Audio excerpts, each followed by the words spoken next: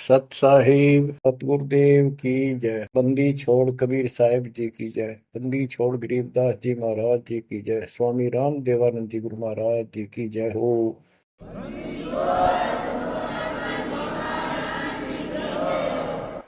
सर्व संतों की जय, सर्व भक्तों की जय, धर्मी पुरुषों की जय, श्री काशी धाम की जय, श्री सुडानी धाम की जय, श्री क्रोथा धाम की जय, श्री बरवाड़ा धाम की। सत साहिब ओम गरीब नमो नमो सत पुरुष को नमस्कार गुरु की नहीं। सुर नर मुनिजन साधुआ संतों सर्वसदी। सतगुरु साहिब संत सब दंडवतम प्रणाम। आगे पीछे मध्य हुए इनको पूर्व। कबीर सतगुरु के उपदेश का सुनिया एक विचार। जय सतगुरु मिलते नहीं जाते नरक द्वार। नरक द्वार में दूत सब करते खेचा तान। उनसे कभू नहीं छूटता फिरता चारों खान। कबीर चार खानी में भरमता कबहू न लगता पार। सो फेरा सब मिट गया मेरे सतगुरु के उपकार। जय जय सतगुरु मेरे की जय जय सतगुरु मेरे की। सदा साहिबी सुख से वसियो अमरपुरी के डेरे की। जय जय सतगुरु मेरे की जय जय सतगुरु मेरे। सदा साहिबी सुख से वसियो सतलोक के डेरे।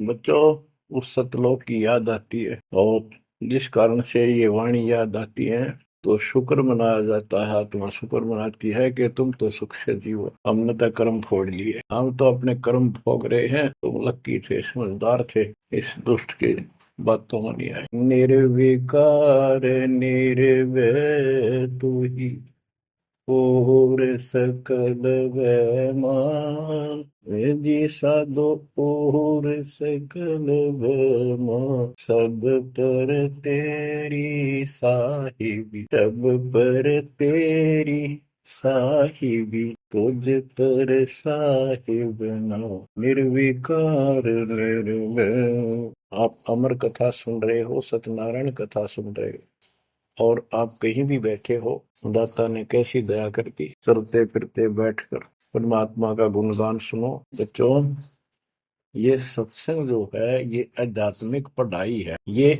आध्यात्मिक शिक्षा है। इसको समझने के लिए भी काफी समय की आवश्यकता है। जैसे बच्चे स्कूल जाते हैं, यानी 15-16 वर्ष तक तो वो टोटली फ्री होते हैं। अपनी पढ़ाई करो, ट्यूशन लगवाओ, क्लास में पढ़ो। तो ऐसे करते करते वो विद्वान बन जाते, डॉक्टर बन जाते, इंजीनियर बन जाते और बड़ी बड़ी शिक्षाएं प्राप्त कर लेते। इसी प्रकार आपको ये आध्यात्मिक लेक्चर अटेंड करते रहना चाहिए। संसारिक काम भी करो, शिक्षा ग्रहण भी करो, लेकिन ये शिक्षा साथ जरूर ग्रहण। इसके बिना सब व्यर्थ है। वो तो सिर्फ पेट के लिए, रोजी रोटी के लिए जो भी कर्म हम करते हैं सब रोजी रोजगार के लिए होता है। और वो रोजगार हम करते करते नुकसान हो जाता, सब कुछ करते करते हानि हो जाती है, कोई लाभ नहीं मिलता। इधर कमाते हैं उधर रोग हो जाता है, यहाँ से कमाया उधर खत्म हो गया। तो परमात्मा के चरणों में आने के बाद, इसकी शरण में आ जाने के बाद तो ये इस तरह के कष्टों को कम कर देगा। परमात्मा की महिमा भी ना सुने, भक्ति ना करें और काम में ज्यादा ध्यान दें, कभी नुकसान ना हो जाए। और वो करते करते हो जाता है, फिर घर के रहते ना गांठ के। इसलिए काम अवश्य करो, पर इसमें नागा ना करो। परमात्मा की महिमा अवश्य सुनो और भक्ति डेली करो, सुबह दोपहर शाम के परमात्मा की स्तुति। आजकल तो अनपढ़ भी कर सकते हैं, मोबाइल घर घर है, उसमें लगाओ आरती सुबह दोपहर शाम की, आराम से सुनो। काम भी करते रहो, खाना बना रहे हो आरती चल रही है, बहुत बढ़िया, ध्यान आरती में रहेगा। जैसे ड्राइवर गाड़ी चलाते हैं, ड्राइविंग तो बहुत सावधानी का काम होता है, लेकिन उसमें बातें करते रहते हैं, वो चलाता भी रहता है। इसी प्रकार इस समय का ऐसे सदुपयोग करो, श्रवण भी करो, गाड़ी भी चलाओ तो आरती भी लगा लो उसके अंदर, चलते रहो, सुनते रहो। तो परमात्मा ने आपके ऊपर रजा करने में कसर नहीं छोड़ रखी। और अब आप भी चौकस हो जाओ, सतर्क हो जाओ, समर्पित और दृढ़ हो जाओ। बच्चों, अपने को अपने घर का ज्ञान हुआ, अभी तक तो हमारे को अध्यात्म का सिर पैर भी ज्ञान नहीं था। और जब तक बच्चों हमें विश्वास नहीं होता कि परमात्मा कौन है, इसका प्रमाण कहाँ है, कहाँ प्रूफ है, और हमारी आत्मा इस बात को नहीं स्वीकार कर लेती कि हाँ सचमुच यही सत्य है, तब तक हम भक्ति भी करते रहते हैं और आत्मा अस्थिर रहती है, मन अस्थिर रहता है। कोई भी कोई साधना बताता है, हम उसी को करने के लिए तत्पर हो जाते। वो पहले वाली तो छोड़ते नहीं, और भी शुरू कर देते, क्योंकि हमें चाह है परम पिता की। हमें इस बात का एहसास है कि एक शक्ति है जो हमारे दुखों का निवारण करती है, किस्मत से भी अलग देती है। किस्मत में दुख आया, प्रारब्ध में कष्ट हुआ, तो हम उसके निवारण के लिए किधर झाड़ फूक वालों के पास, कहीं हाथ दिखाने गए, कहीं पहाड़ों पर किसी ने बताया वहां गए, व्रत रखने को कहा वो रखा। हमने हर तरह से कोशिश की कि कोई सुख प्राप्त हो, ज्यादा धन प्राप्त हो, लेकिन ऐसा कुछ नहीं हुआ। वैसे कभी इत्तेफाक से कोई दाव लग गया, कोई हटकर कोई ऐसा लाभ होता दिखा हो गया, वो होना तो था कर्म का, प्रारब्ध में आ गया कोई और वो सूत बैठ गया, और हम और दृढ़ हो गए उन्हीं पूजाओं पर, उन गलत साधनाओं पर जो गीता में मना कर रखा है। दास अपनी बताता है, ये आपके साथ भी अवश्य हुई है, आपको अब एहसास होगा। जैसे दास बचपन से रामकृष्ण और विशेषकर विष्णु जी का, कृष्ण जी का विशेष भक्त रहा है, इसके साथ हनुमान जी के प्रति भी लगन में, तड़प में, चाह में कोई कमी नहीं थी। इस कारण से मंगलवार का व्रत रखना, किसी ने बता दिया कि जिला राजस्थान में सालासर एक स्थान है जहां पर हनुमान जी का बहुत प्रसिद्ध मंदिर है, और वहां जाने से सारे सुख हो जाते हैं। तो दास सिरसा सर्विस करता था, हरियाणा का एक शहर है, पंजाब से सटा हुआ डिस्ट्रिक्ट है। वहां से पता चला तो दास बैठ कर ट्रेन में सालासर पहुंचा, शुरू उतरा वहां से अन्य साधनों से। वहां एक छोटा सा गांव सालासर, वहां एक छोटा सा मंदिर, और उसमें एक पत्थर की मूर्ति, उसकी शक्ल भी ठीक सी को ना, हनुमान का वो आइडिया लगाया जाता। उस समय, यह सन 1978 की बात है, ऐसा कोई वहां पर ज्यादा भीड़ नहीं होती थी, हम सुबह आराम से दर्शन कर लेते थे। हद से हद 500-400 आदमी जाते थे। फिर देखते देखते 10 साल में वहां पर टेढ़ी मेढ़ी लाइन बनने लगी, यानी 4-4 घंटे में नंबर आने लग गया। और उस दौरान जैसे भी कोई राहत मिली, जैसे सर्विस लगी, पढ़ते थे, पास होते चले गए, हनुमान जी और श्री कृष्ण की जय जयकार। और जैसे हम पढ़ते थे, पास होते चले गए, तो ये श्रेय अपने इष्ट देवों को मानते थे जो एक से अनेक थे, श्री विष्णु भगवान, कृष्ण जी, श्री राम जी और हनुमान जी, शंकर भगवान जी। मैंने शंकर भगवान जी को पीछे नहीं रखते थे, और ये बता रखा था अगर माँ की भक्ति नहीं करनी, इसको विशेष ध्यान नहीं देते थे इसके ऊपर। फिर भी पास हुए, सर्विस लगी, पुत्र प्राप्त हुआ, फिर पुत्री संतान होती चली गई, और इतनी खुशी हुई कि सारा कुछ हनुमान जी ने, श्री कृष्ण जी ने, विष्णु जी ने कर दिया। और ये देख रहा है दास के जो कबीर नास्तिक है उनके भी ये सुख हो रहे थे। तो बात ये है, अब पता चला कि ये साधना वो सुख देने की थी नहीं जो हम इनके सिर कर रहे थे, यकीन से होगा इनको श्रेय दे रहे थे। तो बच्चों, कबीर पीछे लग गया जाऊं था मैं लोक वेद के साथ, मार्ग में सतगुरु मिले, दीपक ले दिया हाथ। इस भक्ति के सफर में हम लोक वेद के आधार से इधर उधर भटक रहे थे, सही मार्ग मिला नहीं था और कभी भी मंजिल प्राप्त नहीं कर सकते थे। ठीक है, हमारी तड़प थी तो भगवान भी मिले, जैसे वेदों में प्रमाण है। ऋग्वेद मंडल नंबर 9 सूक्त चम्मन मंत्र 3 में कि परमात्मा सबसे ऊपर के लोक में बैठा है। फिर ऋग्वेद मंडल नंबर 9 सूक्त 82 1 2 3 में, ऋग्वेद मंडल नंबर 9 सूक्त 86 के 26 27 में। तो ये बताते हैं कि परमात्मा अच्छी आत्माओं को मिलता है, वहां से गति करके नीचे आता है, उनके संकट दूर करता है, उनको सच्ची राह दिखाता है अपने मुख कमल से। ऋग्वेद मंडल नंबर 9 सूक्त 96 के 16 से 20 तक, ऋग्वेद मंडल नंबर 9 सूक्त 94 का मंत्र 2, 95 का मंत्र नंबर 1, इन सब में मिलाकर एक निष्कर्ष निकलता है कि परमात्मा ऊपर से गति करके आते हैं और यहाँ अच्छी आत्माओं को मिलते हैं। एक कविता काव्यों यानी लोकोक्तियों, शब्दों, वाणियों, साखियों के माध्यम से अध्यात्म ज्ञान अपने मुख कमल से बोलकर सुनाते हैं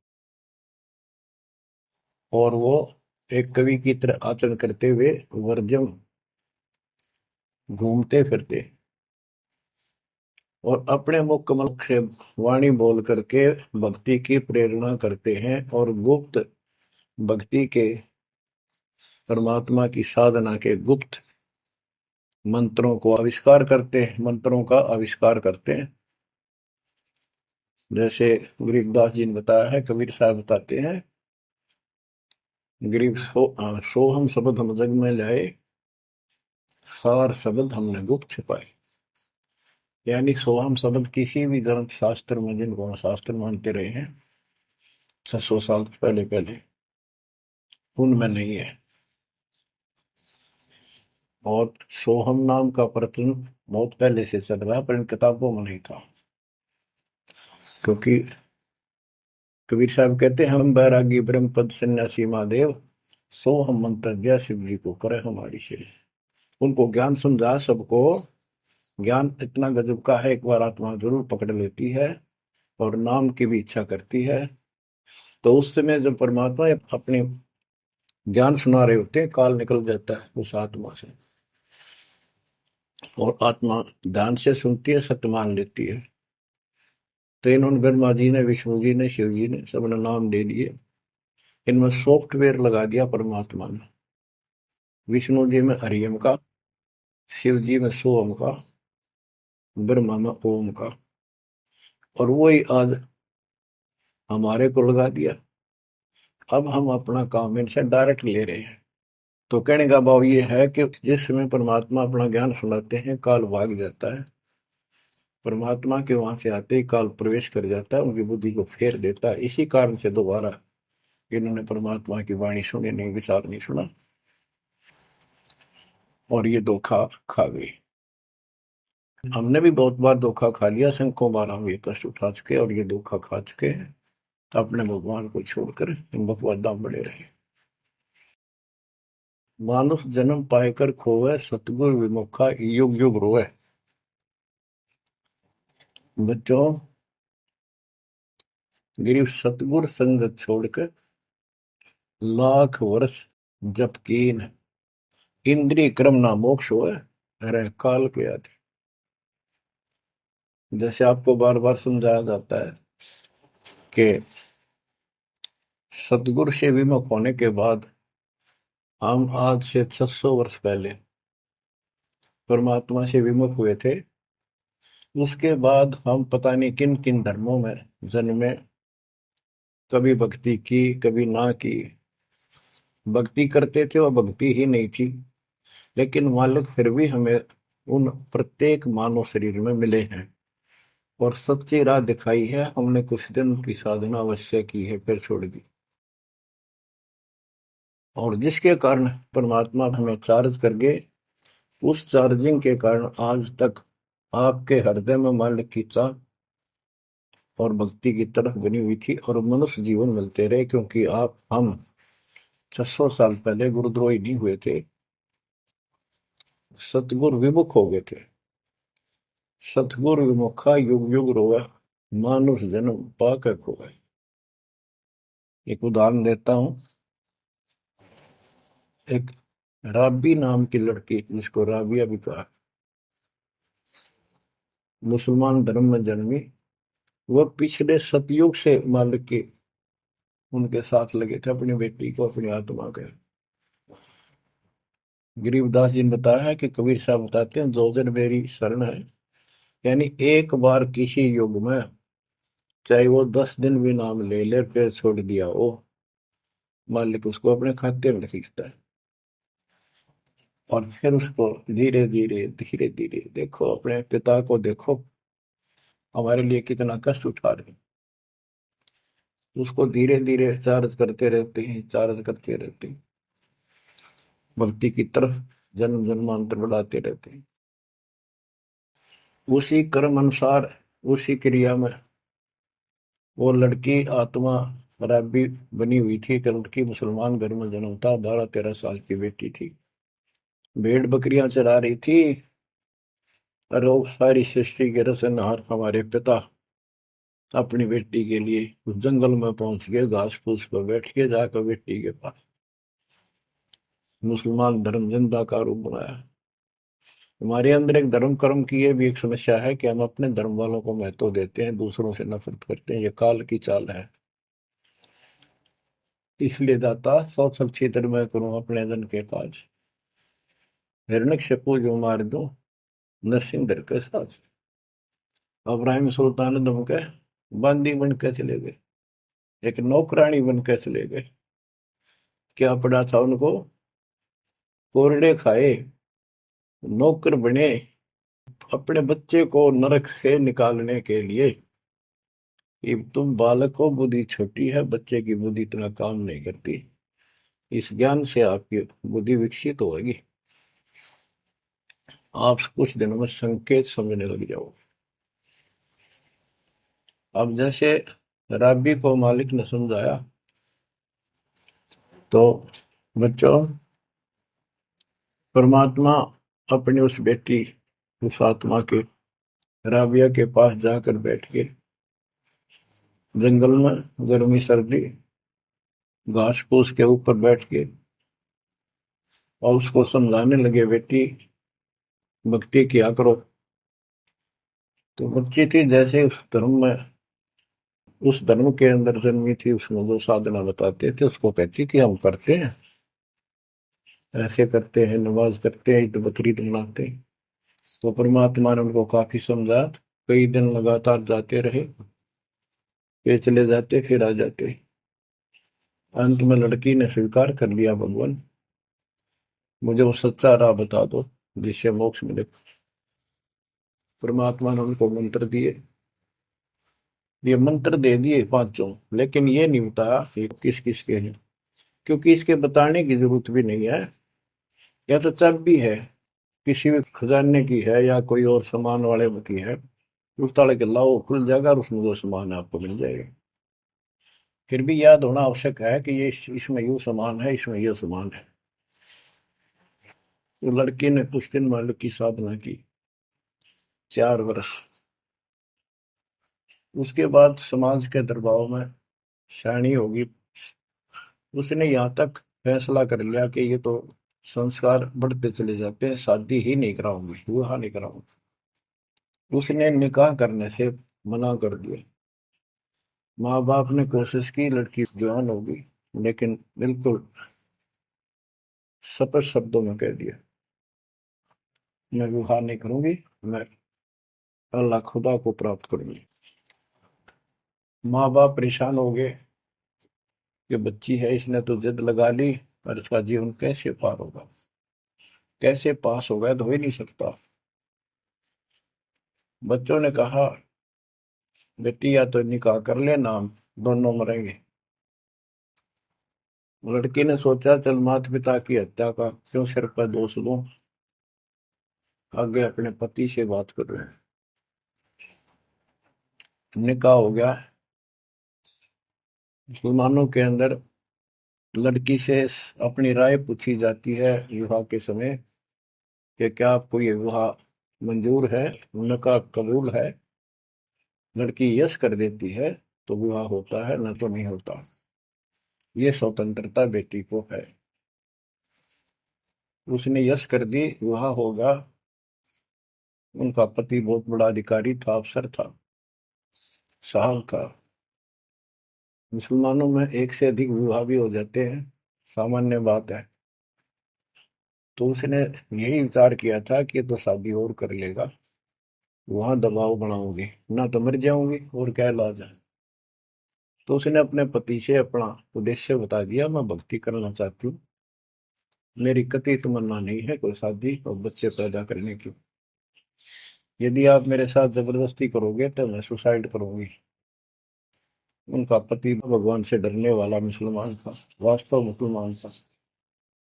उसने कहा, राबिया, आपने निकाह कबूल क्यों किया, ये बता। उसने कहा कि मेरी मजबूरी थी, मेरे माता पिता मर जाते, मैं वो दोष नहीं लेना चाहती थी। उनका भी काम बन गया।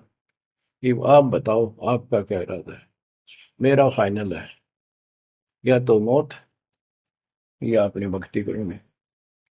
इतना दृढ़ विश्वास देखकर उसने कहा कि राबिया, कोई बात नहीं, आप भक्ति करो, मैं अल्लाह के मार्ग में बात नहीं बन सकता। मैं भी भगवान से डरने वाला हूँ, लेकिन जैसे आपकी लोक लाज के कारण आपके पिता की समस्या प्रबल थी, इसी प्रकार समाज हमारा भी है, लोक लाज हमें भी है। आप मेरी दृष्टि में, मेरी तरफ से तो मेरी सिस्टर होगी, समाज की दृष्टि में मेरी वाइफ बनकर रहना होगा। वो बोली, मुझे मंजूर है। उसके लिए अलग व्यवस्था कर दी, अपनी भक्ति कर, किसी चीज की कमी नहीं आने देंगे। उसने अपनी और शादियां कर ली। अब वो 50 साल की होगी। सब देखा कि ये तो बिल्कुल देवी का रूप है, पलक भी उठाकर नहीं देखती। ये पिछले संस्कार थे, वो बैटरी चार्ज थी, उसमें चाह थी, आगे बैटरी लगी नहीं है, धीरे धीरे नष्ट होगी। या रोड मारा काल मारी, ये बहुत बड़ा षड्यंत्र है। सतगुरु कबीर साहब ने इसको कोई खोल नहीं सकता, इसे बचा भी नहीं सकता। इसलिए सतगुरु की शरण नहीं छोड़नी चाहिए। उसने अपने पति, जो संसारिक दृष्टि के पति से कहा कि मैं हज करने जाना चाहती हूँ। उसने कहा, अच्छी बात है, जाओ, और कोई व्यवस्था ऊंट घोड़े की करवा देता हूँ, उस पर आराम से बैठ कर जाइए। बोली, नहीं, मैं पैदल जाऊंगी, क्योंकि ये आस्था हमारी भगवान के प्रति अहंकार में नहीं, ऐसे जाना तो और बढ़िया है, ये वो शुरू से धारणा है। उस समय साधन भी नहीं होते थे, ऊंट घोड़े होते थे, रेगिस्तान में ऊंट ही चलते थे। वो बोली, नहीं, मैं पैदल जाऊंगी। राबिया पैदल जा रही थी। रास्ते में कुआं था, उसमें बाल्टी और रस्सा नहीं था। एक कुतिया वहां पर बहुत बुरी तरह रो रही थी, कभी कुएं की तरफ जा रही थी, राबिया के चरणों की तरफ आ रही थी। वो समझ गई कि प्यासी है, और साथ में बच्चा है, मरेगी की, बच्चे भी मरेंगे। आओ देखा ना ताओ देखा, दया बिना दरवेश कसाई। वो दरवेश थी, संत थी, दयालु थी, असली मुसलमान थी। उसने अपने बाल पाड़े सिर के, रस्सी बनाई लंबी, वो 100 फुट नीचे पानी होता था, और फिर अपने कपड़े निकाल कर शरीर के, उसके बांध कर नीचे भिगो के बाद टपकाए, निचौड़े एक मटके के टूटे हुए पात्र में कुतिया ने जी भर का पानी पिया और लड़की ने अपने जो सिर के बाल पाड़े, थोड़ा बहुत खून निकला था, रक्त, ब्लड को साफ किया, कपड़े पहन लिए, मक्का के लिए चलने लगी। वो मंदिर उठ के मक्का कुएं के साथ आकर खड़ा हो गया। लड़की ने तो जाना ही मक्का में था, एकदम प्रवेश कर गई।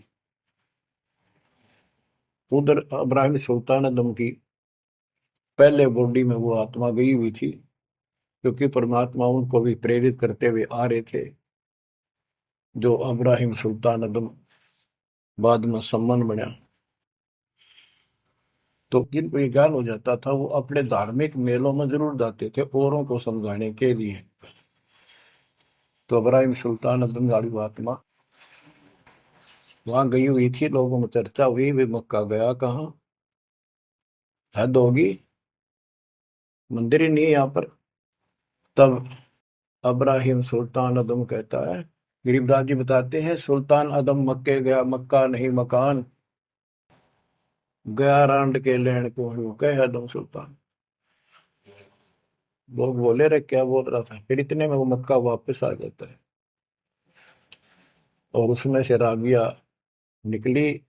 राबिया देखी, लोग भाग कर प्रवेश किया, देखा तो एक राबिया ने, एक लड़की, उसने अपना परिचय दिया।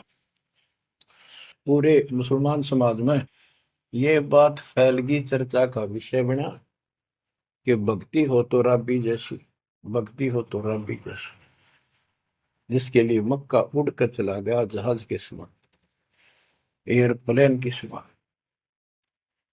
तो वह हज के लिए गए हुए व्यक्ति इब्राहिम सुल्तान से बोले, अरे भले आदमी, तो एक देवी को क्या कह रहा था, गया रांड के लेने को, नु कह तुम सुल्तान एक नकमी आत्मा को यू मक्का लेने गया है। तेरा तो भाई दिमाग खराब हो गया, ऐसी देवी के बारे में ऐसे शब्द बोले, तुझे पाप लगेगा, दोजख में जाएगा। तब उसने उनको बताया, ये कभी आत्मा इसके लिए आए थे, इसको वहां मिले थे ऐसे ऐसे, और इसने वो सत भक्ति छोड़ दी, क्योंकि परमात्मा साधु रूप में कहीं प्रकट हो जाते हैं, ये उनका एक नियम है, अच्छी आत्माओं को मिलते रहते हैं। तो उस इब्राहिम सुल्तान वाली आत्मा को बताया था कि ऐसे एक राबी नाम की बेटी है, उसको भी मैंने ज्ञान दिया, पर नालायक ने वह भक्ति छोड़ दी, दुख पाओगी। तो उसने बताया कि इसको सत भक्ति मिली थी, डरे डोना ही है यार, उस पिछली साधना के कारण ये सब कुछ हो रहा है। परंतु उन लोगों के अबन में कहाँ समाने वाली थी यह बात, दो अक्षरों में। उस जीवन को पूरा करके वो लड़की, वो आत्मा अगले जन्म में एक बांसुरी नाम की लड़की बनी, जन्म हुआ, धार्मिक शब्द सुनाया करती थी, बड़ी परवर की प्रेरणा थी, उसमें भी अनमैरिड रही वो। और यहां तक विचार कर लिया कि ये सुना है मक्के में जो मरता है वो सीधा जन्नत में जाता है, स्वर्ग में। तो इससे बड़ी अवसर कहाँ मिलेगा, अगर दोस्ता होगी। मक्के में अपनी गर्दन काट दी और चढ़ा दी, सब जगह ये चर्चा होगी, भाई बांसुरी तो जन्नत में जाएगी, सीधे दरवाजे खुले हैं। अब बताओ, वो तो लोक वेद था, तत्व ज्ञान क्या कहते। उसके बाद वो लड़की अगले जन्म में फिर लड़की रूप में जन्मी, युवा होकर वैश्या का जीवन दिया, सारा जीवन गंदे कर्म करो, एक भी अच्छी सोच नहीं, छोड़ दिए कर्म काल में। मानुष जन्म पाएकर खोए, सतगुर विमुखा युग युग रो। वो फिर मर गई उस गंदे जीवन को भोग कर, पाप इकट्ठे करके ढेर ला गए। उस 3-4 साल की साधना से उसको मनुष्य शरीर मिलते रहे। उस दौरान परमात्मा ने कोशिश की, लेकिन वो रंग में रंग चुकी थी। बांसुरी वाले में खुद गायक बन गई, लोग प्रशंसक हो गए, बड़े बड़ी अल्लाह का ज्ञान सुनाती है, और वैसा बनने के बाद उसके कर्म वैसे फूट लिए। अच्छे बात समझ में नहीं आई। वो फिर मृत्यु को प्राप्त हुई, वैश्या का जीवन, गणिका का जीवन वो कर, फिर वो शेख तकी नाम के एक धार्मिक मुसलमान पीर के घर जन्म लिया बेटी के रूप। 11 वर्ष की 12 वर्ष की आयु पूरी करके वो मर गई, समय संस्कार पूरा हुआ। परमात्मा कहते हैं, सो सल छिदर मैं करूं अपने जन के काज, उस आत्मा को फिर अपने चरणों में लेना था, अपनी प्यारी आत्मा। जो जन मेरी शरण है ताका हूं मैं दास, केल के लाग्या करूं जब तक धरती आकाश। तो कारण बनाया, शेख तकी के मन में ये धारणा पैदा की कि राजा सिकंदर लोदी से, जो उसका धार्मिक पीर था शेख तकी, उसने कहा कि आप कहते हो इसने, कबीर ने रामानंद जी को जीवित कर दिया, गर्दन काट दी थी आपने, और आपका जलन का रोग ठीक कर दिया, कमाल जिंदा कर दिया। वो तो वैसे उसमें सदमे में था, वो ऐसे वैसे हो जाता, इत्तेफाक उसको जीवित होना था, इसका कबीर का नाम बन गया। जब जानू मैं इसको, मेरी बेटी को जिंदा कर दे जो कब्र में दबी हुई है, 15-20 दिन हो गए। तो कबीर साहब से कहा गया, कबीर साहब ने कहा कि आसपास के लोगों को बता दो कि आ जाओ, एक कमाल होगा। उस शेख तकीर ने ढिंढोरा पिटवा दिया कि इसकी बेइज्जती हो तो छक्का हुआ है, मूर्ख बना रहा। उधर कबीर साहब ने कह दिया कि भाई खूब बुला लो, आस पास जितने बुला सकते हो, सबके सामने देखते हैं परमात्मा की क्या रजा होती है।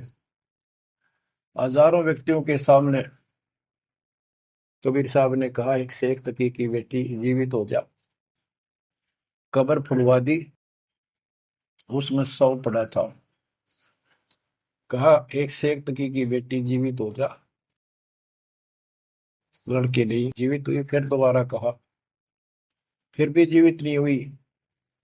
शेख तकी नाचन लग गया, खुल गई पोल डोंगी की। देखो ये बकवास करता था, सुन लो भाई, है डोंगी पाखंडी झूठा। तो परमात्मा ने कहा कि शेख तकी तू कोशिश कर ले। तो और दूसरे बोले, जी ये कुछ करने जोगा होता था, अपनी बेटी ने कौन मिट्टी में दाबा है, आप पर दया करो। तब कहा, है कबीर की बेटी जीवित हो और बाहर आ बेटा। इतना ही कहना था, सारा शरीर में कंपन हुई, डेड बॉडी जीवित होगी, और उठ के बेटी बाहर आ गई, मालिक के चरणों में मस्तक टेका। 1.5 घंटा तक अपनी पिछली गलतियां और कबीर भगवान की समर्थता सबके सामने बताई, और कहा कि ऐसे ऐसे मुझे ये भगवान मिले थे अल्लाह, ये खुद अल्लाह अकबर हैं, पूरी सृष्टि के रचने वाले, सबके दुख दूर करने वाले।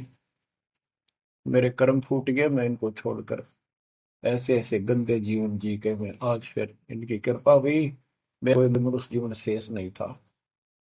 पशु पक्षी बनने वाली लाइन में खड़ी थी, ये परमात्मा वहां पहुंचे और धर्मराज के दरबार से वह मुझे पेश किया, वहां से मेरे कागज निकाल दिए और मुझे साथ लेकर यहाँ के छोड़ा है। बोलो सतगुरु देव की जय हो, बद्दी छोड़ कबीर साहिब की जय हो।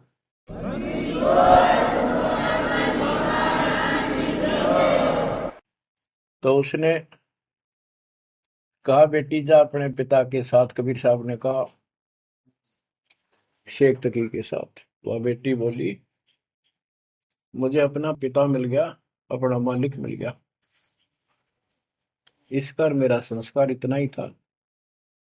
आप मेरे पिता हो, सारी सृष्टि के मालिक हो, मैं तो आपके साथ रहूं। अपने गुरु के मैं संग संग होली, अपने गुरु के मैं संग संग होली, सखेरे मोहे नेक न आई लाज, आज मोहे गुरु दर से दिखाए। बच्चों, यह बात तो बनेगी ऐसे ही। पानी कहते, देसी कहावत है, पानी तो झील में, नीचे के स्थान पर आके ही टिकेगा। वैसे पलट में कितना ऊंचा चढ़ जाए, लेकिन टिकेगा वहीं आके। मन का तूफान बकवादों का, कहीं धक्के खा लो, आके बात बनेगी सतगुरु शरण। तो कहते हैं गरीबदास जी का है, गिरिव सतगुरु संगत छोड़कर लाख वर्ष जबकि इंद्रिय कर्म ना मोक्ष हो, रहे काल के आखी है। सतगुरु पूर्ण संत की संगत छोड़कर चाहे लाख वर्ष तक ये जप करते रहियो, चाहे ये जाप करते रहना, इसका कोई यूज नहीं होगा, क्योंकि कनेक्शन कट चुका होगा, मर्यादा भंग होगी। गुरु बिन माला फेरते, गुरु बिन देते दान, गुरु बिन दोनों निष्फल है, वो व्यर्थ जाएंगे। बच्चों, परमात्मा हमारे लिए भटक रहे हैं, इन पिछली गलतियों से सबक लो, इनको फिर से ना दोहराना। जैसे आपको बताया है कि कबीर भगवान है, ये सारी सृष्टि के रचने वाले हैं, ये हमारे पिता, हमारे जनक है, हमारे कष्टों को दूर करने वाले संकट मोचन यही है। लेकिन हम इनको छोड़कर अन्य उपासना करते रहे हैं। जैसे गीता अध्याय 16 श्लोक 23 और 24 में स्पष्ट कर दिया है कि शास्त्र विधि को त्याग कर जो अपनी मर्जी से इच्छा से मनमाना आचरण करते, मनमानी साधनाएं करते हैं जो शास्त्रों में प्रमाणित नहीं है, उनको न तो कोई सुख हो, न कोई सिद्धि प्राप्त हो, कार्य सिद्ध हो जिससे, और न उनकी गति यानी मोक्ष हो। तो भक्ति करते इसी के लिए है। ये तीनों नहीं हुए तो उस भक्ति का फायदा क्या, जड़े ढोने वाली बात। तो बच्चों, आपको बताया, सभी वेदों और ग्रंथों से सिद्ध कर दिया कि कबीर भगवान है। वेदों को तो पूरा विश्व मानता है, और हिंदू समाज तो इस पे कुर्बान है। उसके बाद दूसरा नंबर गीता, वेदों से भी प्रथम आ चुकी है वर्तमान में, क्योंकि इसमें ज्ञान बिल्कुल संक्षिप्त में और बहुत तिरपाई सीरीज में, तो इसलिए इनमें सबसे आपको प्रमाणित कर दिया कि कौन सी भक्ति करनी है, कौन सी ना करनी है। गीता अध्याय श्लोक 23 में, तो 16 के 23 में तो बता ही दिया कि शास्त्र विधि को त्याग कर मनमाना करते उनको कोई यूज नहीं। 24 में कहा कि इससे तेरे लिए अर्जुन शास्त्र ही प्रमाण है, कर्तव्य जो साधना करने योग्य है और अकर्तव्य जो ना करने वाली है, इन्हीं के आधार से करो। गीता अध्याय 9 श्लोक 25 में कहा कि भूत पूजने वाले भूतों को प्राप्त होंगे, पितर पूजने वाले पितरों को प्राप्त होंगे, देवताओं की भक्ति करने वाले देवताओं को प्राप्त होंगे, और मेरी भक्ति करने वाला मुझे प्राप्त होगा। अपनी साधना का पूरी गीता में 8वें अध्याय के 13वें श्लोक में एक मंत्र बताया है, ओम इति एक अक्षरम, ओम इति एक अक्षरम व्यवहारण माम मम ब्रह्म अनुसमरण। ओम इति एक अक्षरम मम मम ब्रह्म यह पर्याप्ति तजन देव से याति परमात्मा। मुझ ब्रह्म का केवल एक ही मंत्र है जिसका जाप करना अंतिम सांस तक जो इसकी साधना करता है, वो मेरे से इस ओम से प्राप्त होने वाली गति को प्राप्त होता है। वो गति कौन सी है, इसके लिए आपको, क्योंकि ये एक लेक्चर है, पीरियड है जो दास आपको दे रहा है, और इसमें टीचर पहले दिन से लेकर 1 साल तक यही पढ़ावा है, तब जाकर के बच्चों के दिल में स्वभावत है। 100 बार पढ़ा ले तो भी पढ़नी पड़ती है, तभी उसके ऊपर विश्वास उतर जाता है, वो हृदय में जम जाती है। श्री देवी भागवत के 6ठे स्कंद में हिमालय राजा को देवी, वो देवी का परम भगत था, कुछ बातें नहीं हो रही थी, तो उसने कहा मुझे मोक्ष दो। धन तो बहुत दे दिया आपने, तो उसने कहा मोक्ष, ये झूठ बोले ने ज्ञान तो है नहीं, और उस भक्ति का ज्ञान इनको, क्योंकि उन्हें वो खत्म कर दिया। जो मूल ज्ञान था, सूक्ष्म वेद का वो पार्ट हिस्सा। तो इसने कहा कि ओम का जाप कर। राजा हिमालय से श्री देवी ने कहा, दुर्गा ने, ओम का जाप कर और सब बात छोड़ दे। वो ब्रह्म, दिव्य आकाश रूपी ब्रह्म लोक में रहता, उस ब्रह्म को प्राप्त हो जाओगे, तुम्हारा कल्याण हो। गीता अध्याय 8 श्लोक 16 में बताया है कि ब्रह्म लोक में गए वे भी सब पुनरावृत्ति में है। गीता चारों वेदों का सारांश है, ये वेद है। जितना इसमें वेदों वाला ज्ञान है वो सत्य है, कुछ काल ने अपना मिलावटी किया है, वो अलग दिखाई देता है। वो केवल युद्ध कराने के लिए अटकलबाजी इसने की है और बीच में अपना तड़का भी लगाया है। वो साफ निर्णय हो गया, क्योंकि सूक्ष्म वेद सब कुछ है, उससे सभी छट गया अलग अलग से, ये गलत है, ये ठीक है। तो ब्रह्म लोक में गए हुए भी पुनरावृत्ति में पुनर्जन्म होता है। गीता अध्याय 4 श्लोक 5 में इसने स्पष्ट कर दिया, तुम तेरे मेरे बहुत जन्म हो चुके हैं, तू नहीं जानता नहीं है। गीता अध्याय 2 श्लोक 12 में यही 10 के 2 में बताया कि मेरी उत्पत्ति तो हुई है, लेकिन ये ऋषि देवता नहीं जानते, क्योंकि ये मेरे से उत्पन्न हुए। फिर उस ज्ञान को, जैसे जहां से शुरुआत हुई थी कि परमात्मा सतलोक से सबसे ऊपर के लोक में रहता, वहां से चलकर गति करके आता है, अपना सच्चा ज्ञातम ज्ञान खुद बोलकर बताता है। गीता अध्याय 4 श्लोक 32 में, ये कोड वर्डों में है गीता ज्यादातर, उसमें बताया कि जो ज्ञान ब्रह्मणे मुखे सचिदानंद घन ब्रह्म ने अपने मुख कमल से बोली वाणी में बोला है, उस वाणी में संपूर्ण विस्तार के साथ लिखा है, उससे ये पूर्ण मोक्ष होगा, फिर कभी जन्म मरण नहीं होता। उसके बारे में चौथे अध्याय के 34वें श्लोक में कहा है कि उस ज्ञान को तत्वदर्शी संतों के पास जाकर समझ, उनको दंडवत प्रणाम करने से, कपट छोड़कर उनकी सेवा करने से, वो तत्वदर्शी संत जो तत्व ज्ञान का उपदेश करेंगे। गीता अध्याय 15 श्लोक 1 में स्पष्ट कर दिया है, जो इस उल्टे लटके हुए संसार रूपी वृक्ष की के सभी विभाग का नारा नारा ज्ञान बता देता, सभी विभागों का पार्षद सवेदवित, वो वेद के तात्पर्य को जानने वाला है।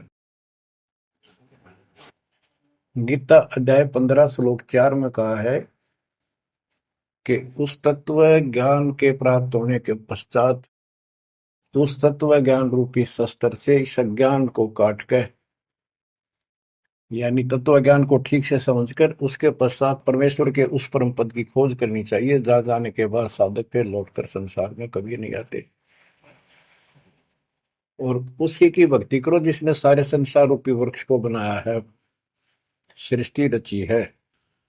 बच्चों, ये है वो तत्व ज्ञान, ये है वो मूल ज्ञान, सार ज्ञान निष्कर्ष निकाल के रख दिया गया है। अब गीता बोलने वाले ने कहा है कि उस तत्व ज्ञान के अंदर सब कुछ निष्कर्ष है, उसको समझो। यही कुरान शरीफ के अंदर, कुरान मजीद के अंदर सूरत फुरकानी 25 आयत 52 से 59 में यही स्पष्ट किया है, वो कबीर नाम का परमात्मा है जिसने सारी सृष्टि रची, जिसने सब आपको संतान माता पिता का रूप दिया, सबके कर्मों को वो काटने वाला है, सबके कर्मों को ठीक से जानता है। 6 दिन में सृष्टि रच के जो 7वें दिन तक प्रजा विराजा, उसकी खबर किसी बाखबर से पूछो।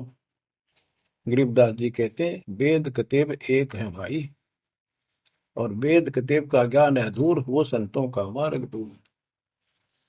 ये अधूरा ज्ञान है, जब इसमें स्पष्ट है ही नहीं, जब ये कह दिया कोई और बताओगा, तो वो और अब आपके सामने है, आपको प्राप्त हो चुका है।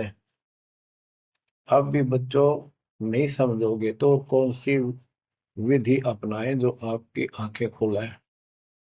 कबीर द्वार धनी के पड़ा रहे, धक्के धनी के खावे, 100 काल जो ही पर द्वार छोड़ नहीं जावे। अब आपने इतना करना है, इस ज्ञान को समझकर मालिक से दूर ना होना। सतगुर विमुखा मत हो जाना। इसमें आपको अच्छा लगे चाहे कोई कष्ट लगे, वो कष्ट भी गॉड गिफ्ट होगी। हो सकता है पता नहीं कौन सा पाड़ सा कष्ट आपका हल्के में चल रहा हो, पर जल्दी ना करया करो। और तो धरती पर कहीं जा रही हो तुम्हें कभी राहत नहीं मिलेगी। तो बच्चों, मानत ना मन मोरा साधो, मानत ना मन मोरा रे, बार बार मैं ये समझाऊं जग में जीवन थोड़ा रे, बार बार मैं ये समझाऊं जग में जीवन थोड़ा।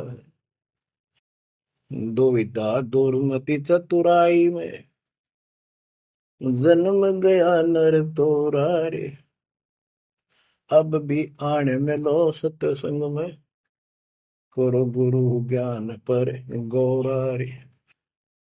अब भी आने में लो सत्संग में, करो गुरु ज्ञान पर गौरा रे।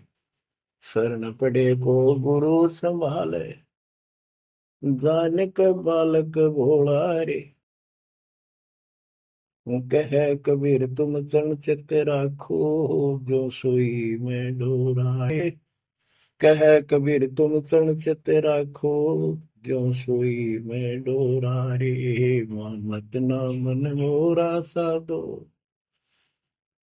मानत ना मन मोरा रे, बार बार मैं ये समझाऊं जग में जीवन थोड़ा रे।